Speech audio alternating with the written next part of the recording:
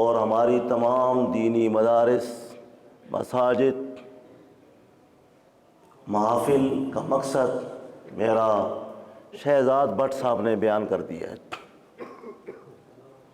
ذوالفقار میر صاحب بیٹھے ہوئے ہیں، میں وکلاء کی محفل ہو، ججز کی محفل ہو، علماء کی محفل ہو، ابھی شیخ الحدیث حضرت مولانا عتیق الرحمن صاحب سے عرض کر رہا تھا کہ حضرت ہم لوگ نفحۃ العرب بھول چکے ہیں، لیکن شہزاد بٹ صاحب نے یاد کی بھی ہے کہ جج کون ہونا چاہیے، جرنیل کون ہونا چاہیے۔ جناب خاتم النبیین کا مقصد کیا ہے؟ خاتم النبیین کس لیے آئے تھے؟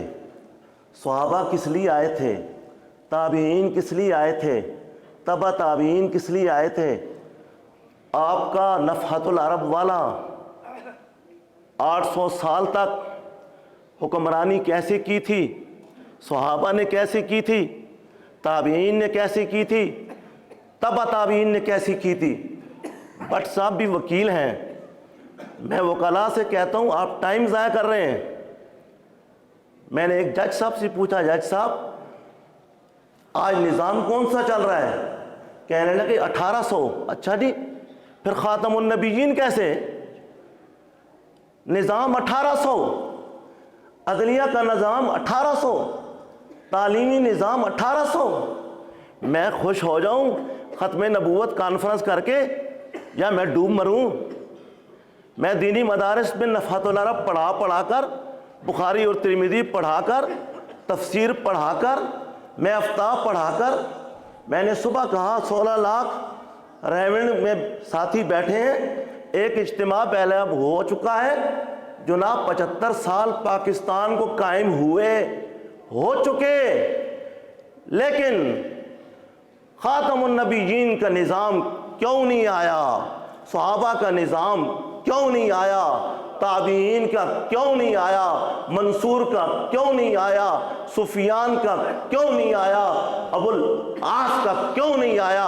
اور جب تک نہیں آئے گا اس فرسودہ نظام کو خاتم النبیین نے نہیں مانا تھا، ابو بکر صدیق نے نہیں مانا تھا، عمر فاروق نے نہیں مانا تھا، تابعین نے نہیں مانا تھا، تبع تابعین نے نہیں مانا تھا، اس منحوس جمہوریت کو میں بھی نہیں مانتا، آپ بھی نہیں مانیں گے، ریونڈ والے بھی نہیں مانیں گے۔ اور نفحۃ العرب کو پھر دیکھو، پھر دیکھو، پھر دیکھو، وکیل بھی دیکھو، جرنیل بھی دیکھو، جج بھی دیکھو۔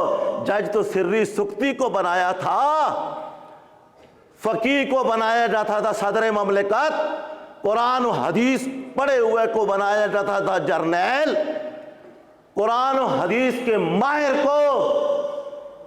یہ ہے خاتم النبیین کا مشن۔ جب تک یہ مشن پورا نہ ہو تو آرام سے بیٹھو گے؟ آرام سے بیٹھو گے؟